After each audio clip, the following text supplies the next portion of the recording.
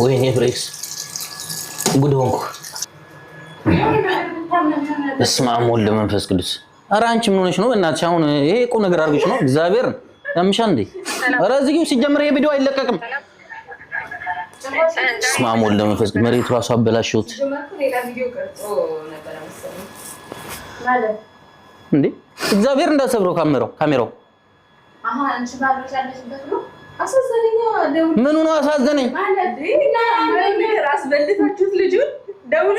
እግዚአብሔር እንዳልሰብረው መቅዲ። ኧረ ወደዛ እንዴ! ምን ሆነሽ ነው? ያምሻል እንዴ? አንቺ ደህና ሰው አይደለሽ እንዴ?